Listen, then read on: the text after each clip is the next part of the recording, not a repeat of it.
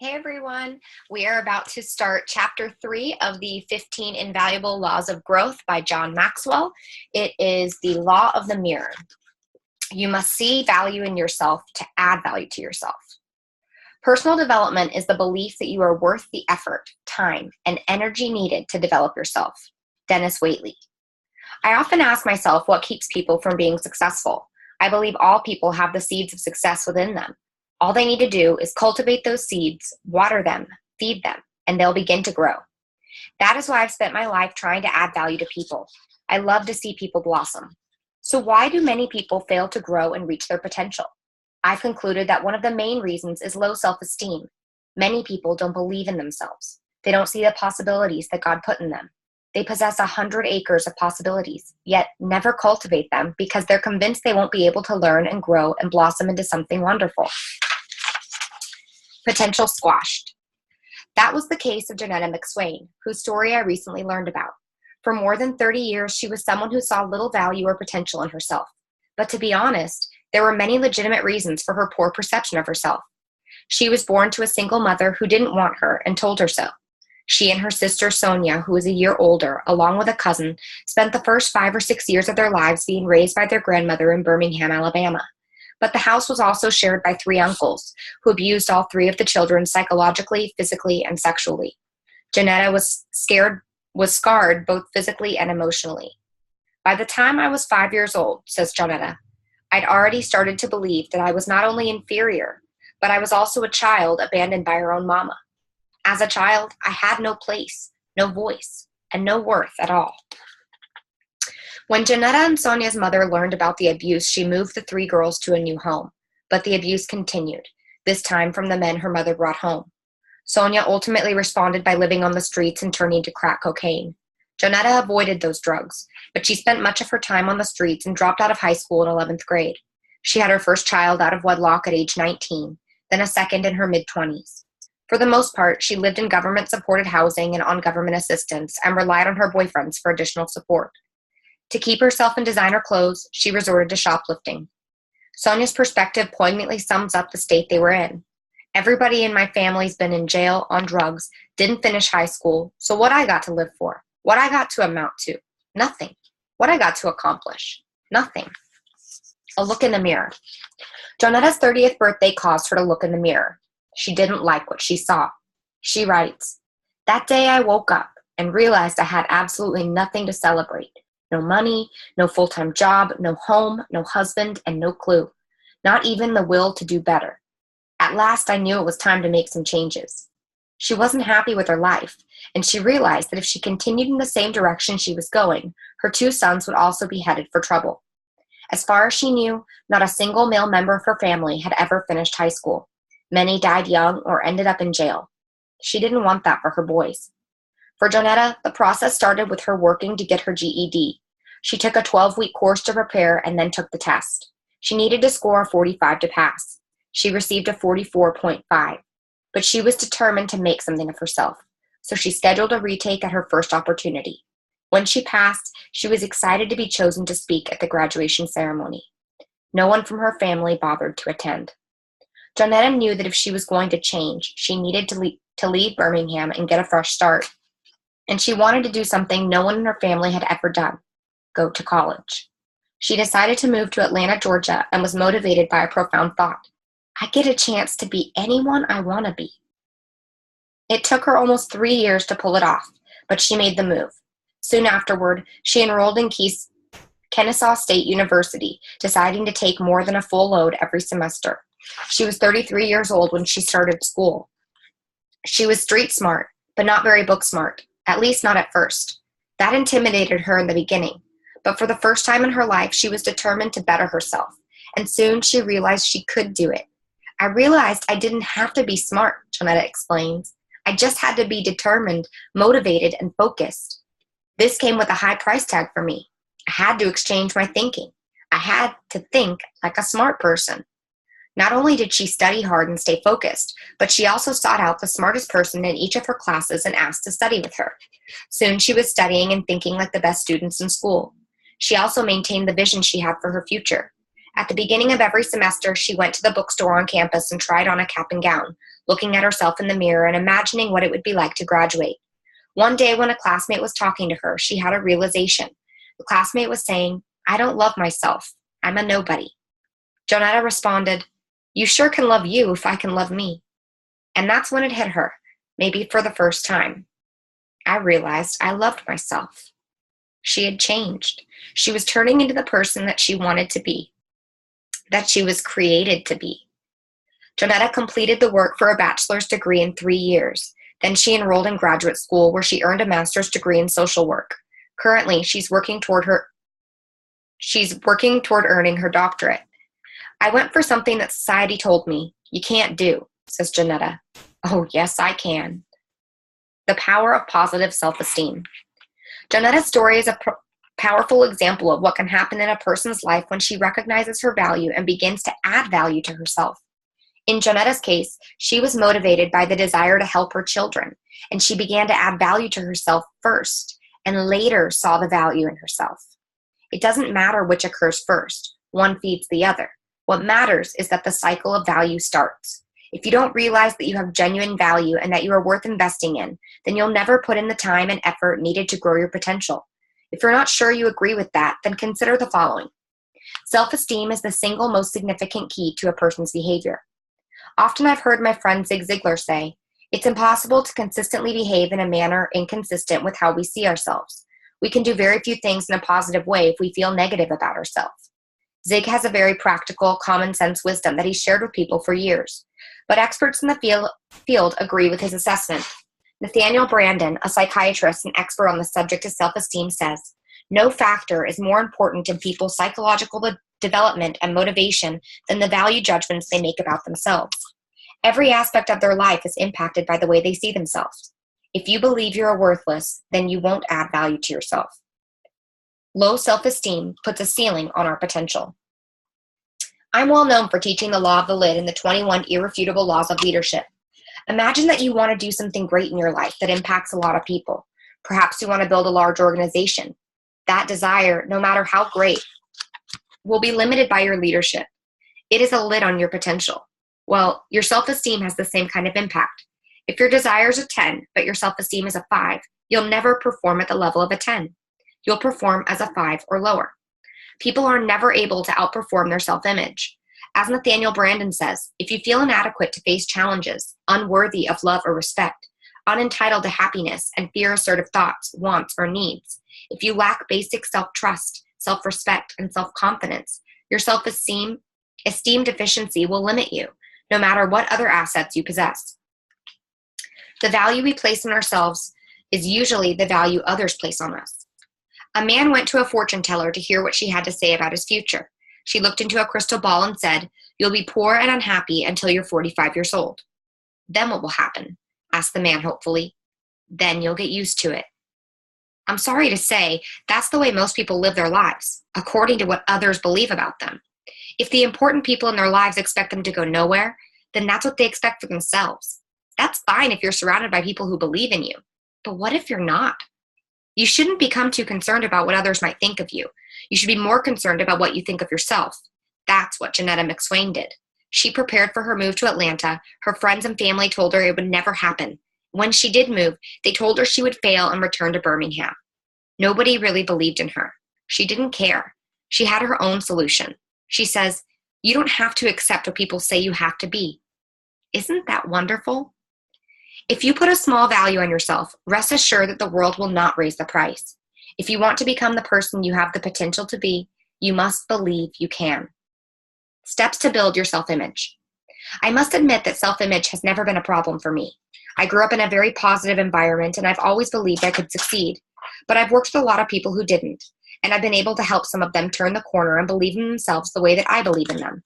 And I hope to help you too, if that's your situation. To get you started, please take to heart the following 10 suggestions. Number 1, guard your self-talk. Whether you know it or not, you have a running conversation with yourself at all times. What is the nature of yours? Do you encourage yourself? Do you criticize yourself? If you're positive, then you help to create a positive self-image. If you're negative, you undermine your self-worth. Where does negative critical talk come from? Usually from our upbringing. In their book, The Answer, businessmen John Assaraf and Murray Smith talk about the negative messages children receive growing up. They write, by the time you're 17 years old, you've heard no you can't an average of 150,000 times. You've heard yes you can only about 5,000 times. That's 30 no's for every yes. That makes a powerful belief of I can't.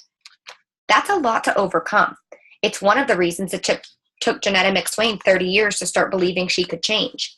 From an early age, she'd been made to feel valueless. If we want to change our lives, we have to change the way we think about ourselves. If we want to change the way we think of ourselves, we need to change the way we talk to ourselves. And the older we are, the more responsible we are for how we think, talk, and believe. Don't you have enough problems in life already? Why add to them by discouraging yourself every day with negative self-talk? When I was a child, my favorite story was The Little Engine That Could. Why? Because I found it so encouraging. I used to read it over and over, and I used to think, that's me. I can too. You need to learn to become your own encourager, your own cheerleader. Every time you do a good job, don't just let it pass. Give yourself a compliment. Every time you choose discipline over indulgence, don't tell yourself that you should have anyway. Recognize how you're helping yourself. Every time you make a mistake, don't bring up everything that's wrong with yourself. Tell yourself that you're paying the price for growth and you will learn to do better next time. Every positive thing you say to yourself will help. Number 2, stop comparing yourself to others. When I started in my career, I looked forward to the annual report from the organization showing statistics for each of its leaders. As soon as I received them in the mail, I'd look for my standing and compare my progress to the progress of all the other leaders. After about 5 years of doing that, I realized how harmful it was. What happens when you compare yourself to others? Usually, it's one of two things. Either you perceive the other person to be far ahead of you and you feel discouraged, or you perceive yourself to be better than the other person and you become proud. Neither of those is good for you, and neither will help you grow. Comparing yourself to others is really just a needless distraction. The only one you should compare yourself to is you. Your mission to become better today than you were yesterday. You do that by focusing on what you can do today to improve and grow. Do that enough, and if you look back and compare the you of weeks, months, or years ago to the you of today, you should be greatly encouraged by your progress. Number 3, move beyond your limiting beliefs. I love the old comic strip Shoe by Jeff McNally. It's one of my favorites. Shoe is pitching in a baseball game. In a conference on the mound, his catcher says, "You've got to have faith in your curveball." It's easy for him to say, grumbles Shoe. When it comes to believing in myself, I'm agnostic. Unfortunately, that's the way a lot of people think about themselves. They don't believe they can accomplish great things, but the greatest limitations people experience on their lives are usually the ones they impose on themselves. An industrialist, Charles Schwab, said, "When a man has put a limit on what he will do, he has put a limit on what he can do." That was true for Janetta McSwain. As soon as she changed her self-limiting thinking, she was able to change her life. Author Jack Canfield offers a solution to self-limiting thinking. In his book, The Success Principles, he recommends the following 4 steps to transform limiting beliefs into empowering beliefs. Number 1, identify a limiting belief that you want to change. 2, determine how the belief limits you. 3, decide how you want to be, act, or feel. 4, create a turnaround statement that affirms or gives you permission to be, act, or feel this new way. That's really good advice. Once you do it, repeat that turnaround statement to yourself every day for as long as you must in order to change your self-limiting thinking. For example, let's say that you want to learn a foreign language to improve your career or better enjoy a vacation, but you don't think that you can do it. Once you've identified that belief, define how not learning that language is limiting you. Then describe what it will be like when you learn that language. How will it make you feel? What will it enable you to do? What might it do for your career? Then, write an empowering statement that affirms your ability to learn the language, outlines the realistic process you'll use to learn it, and describes how you'll be impacted by this growth. Remember, in the end, it isn't what you are that holds you back. It's what you think you're not. Number 4, add value to others. Because people with low self-esteem often see themselves as inadequate or feel like victims, which often starts because they actually have been victimized in their past, they focus inordinately on themselves. They can become self-protective and selfish because they feel like they have to be to survive. If that's true of you, then you can combat those feelings by serving others and working to add value to them. Making a difference, even a small one, in the lives of other people lifts one's self-esteem. It's hard to feel bad about yourself when you're doing something good for someone else. In addition to that, adding value to others makes them value you more. It creates a cycle of positive feeling from one person to another. Do the right thing. Number 5, do the right thing, even if it's the hard thing. One of the best ways to build self-esteem is to do what's right. It gives a strong sense of satisfaction. And what happens whenever you don't do the right thing? Either you'll feel guilt, which makes you feel bad about yourself, or you'll lie to yourself to try to convince yourself that your actions weren't wrong or weren't that important. That does harm to you as a person and to your self-esteem. Being true to yourself and your values is a tremendous self-esteem builder. Every time you take action that builds your character, you become a stronger person. The harder the task, the greater the character builder. You can actually act yourself into feeling good about yourself because positive character expands into every area of life, giving you confidence and positive feelings about everything you do. Number 6, practice a small discipline daily in a specific area of your life. When I began my career as a minister, one of the things I did was work a little bit every day on my Sunday sermon. As I talked to my peers, I found this was not the way most people in my position did things. Most of my colleagues started their preparation on Friday. I couldn't understand why they would do it that way. It was like facing a mountain, overwhelming. However, I found that if I chipped away all week, by the time Friday came, I was confident that I could complete the task. If there's an area in your life that seems overwhelming to you, health, work, family, or something else, try chipping away at it a little bit every day instead of trying to tackle it all at once. Since your self-worth is based upon positive habits, actions, and decisions you practice every day, why not build your self-esteem and tackle your biggest problems at the same time? Don't fret or worry about it. Do something specific about it. Discipline is a morale builder. Boost yours by taking small steps that will take you in a positive direction. Number 7, celebrate small victories. The next suggestion is really a follow-up to the previous ones. When you do the right thing or you take a small step in the right direction, what is your emotional response? What kinds of things do you tell yourself? Are your thoughts like these? Well, it's about time. I didn't do as much as I should have. That won't make a difference. It's hopeless. I'll never succeed. Or are they more like these? It's good that I did that.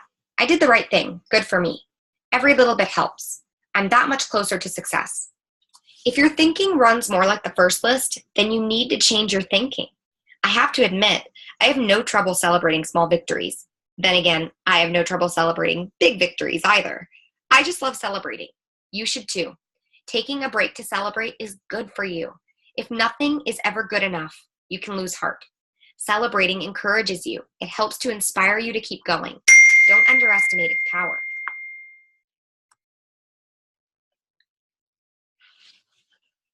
Number 8, embrace a positive vision for your life based on what you value.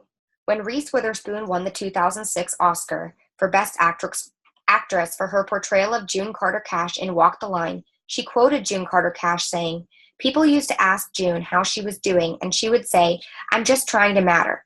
I know what she means." We all want our lives to matter.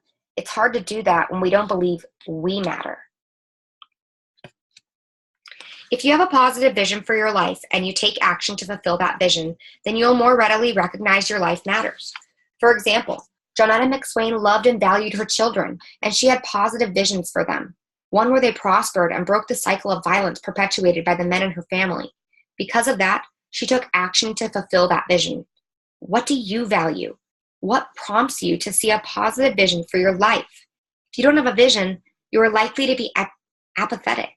However, if you tap into what you value and try to see what you could be, it can inspire you to take positive action. And every positive action you take helps you to believe in yourself, which in turn helps you to take more positive action. Number 9, practice the one-word strategy. A couple of years ago, I read a book by Kevin Hall called Aspire, which really inspired me. So much so that I wanted to meet the author, whom I found to be a delightful person. One of my favorite passages in the book communicates something Kevin does to help people grow. The first thing I do when I'm coaching someone who aspires to stretch, grow or go higher in life is to have that person select the one word that best describes him or her. Once that person does that, it's as if he or she has turned a page in a book and highlighted one word. Instead of seeing 300 different words on the page, the person's attention and intention is focused immediately on that single word, that single gift. What the individual focus focuses on expands. Why do I like this practice of picking one word? Because it tells you a lot about how you think about yourself. Try it. If you could pick only one word to describe yourself, what would it be? I hope it's positive. If it is, it will help you to go in the right direction. If it's not, then you need to change your word. Number 10, take responsibility for your life. We tend to get in life what we're willing to tolerate. If we allow others to disrespect us, we get disrespected. If we tolerate abuse, we get abused. If we think it's okay to be overworked and underpaid, guess what will happen? If we don't have a plan and purpose for our lives, we will become part of someone else's. It's no mistake that Janetta McSwain's life turned around when she took responsibility for herself and where she was, and decided to get in control of her life and make positive changes. Those changes weren't easy, nor did they occur quickly. She had to dig herself out of a big hole. But she did it, and so can you. I wish I could sit down with you, hear your story, and encourage you specifically in your journey. If you've had a difficult time and you don't feel good about yourself, I want to tell you that you do have value. You matter. Your life can change and you can make a difference, no matter what kind of background you have or where you come from. No matter what traumas you've suffered or mistakes you've made, you can learn and grow. You can become the person that you have the potential to be. You just need to believe in yourself to get started. And every time you take a step, think a positive thought, make a good choice, practice a small discipline, you're moving one step closer. Just keep moving forward and keep believing. So the next thing is the applying section. It's your homework. So your first item on the list is to make a list of all your best personal qualities. If you have positive self-esteem, this will probably be easy for you. If you don't, it might be a struggle. Don't give up. If needed, spend days or weeks creating this list. Don't stop until you have 100 positive things written about yourself. If it took you a long time to create this list, then you need to spend time every day reading through it to remind yourself of your value. Remember, if you don't value yourself, you'll have a very difficult time adding value to yourself. Using this list as a springboard, decide on the one word that best describes you. Make this word your North Star as you begin adding value to yourself. Number 2, few things impact a person's self-esteem more than the way they talk to themselves on a daily basis. Are you aware of how you talk to yourself? Keep track by using your smartphone or carrying an index card so you can tally the number of times each day this week that you think something positive or negative about yourself. In addition, you can ask close friends or family members to tell you whether they think you see yourself in a favorable or unfavorable light. Number 3, if you want to feel valuable, add value to others. How much time every day and every week do you spend focusing on others and adding value to them? Do you serve others through a volunteer organization? Do you mentor people? Do you give assistance to others less fortunate than yourselves? If you aren't doing so already, find a way to serve and add value to others on a weekly basis. Do something that utilizes your strengths, benefits others, and makes you feel good about yourself. Start small. If you're already serving, then do more. It's a good rule of thumb to give 1/10 of your time serving and adding value to others. So for example, if you work 40 hours a week, devote 4 hours to serving others.